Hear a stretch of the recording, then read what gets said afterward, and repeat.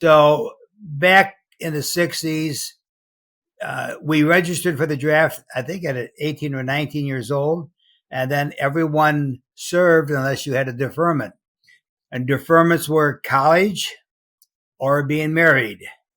And while I was in college for 4 years, I was not married. So I knew at some point in time it was going to happen, especially with the buildup and during the Vietnam War. Was I apprehensive? Yeah, yes. Being away from home, going, not knowing at the time when I was drafted what was going to happen, but I knew I had a lot of friends that were over in Vietnam. So you showed up, and do they eeny, meeny, miny, moe you as to what your job gets to be, or how does that happen? Well, I started out at Fort Leonard Wood, Missouri, basic training, which everyone takes basic military training. And then after basic military training, then you get assigned to another, to your MOS, military occupational skill.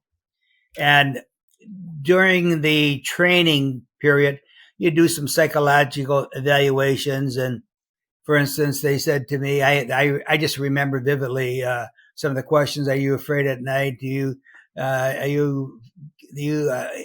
get apprehensive? You hear loud noises, blah, blah, blah. And I, of course, said no. Then as I think back, I should have said yes.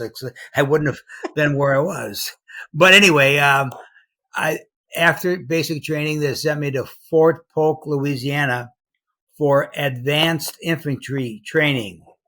And it was kind of, we got down there and you put into these training companies of a couple hundred guys, and you then get training for the infantry. And Fort Polk, Louisiana is out in it's very warm, very hot. And it's a lot like Vietnam, if you will.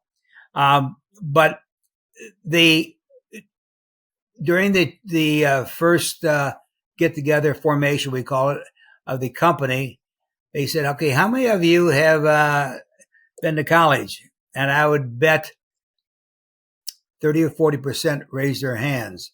So the thought process back then, well, if you had some college, you're going to get a good job. A good job meaning like a clerk or something like that, not in the infantry. But most of the infantrymen back then had some college, or obviously had some ability to follow orders and so forth and so on.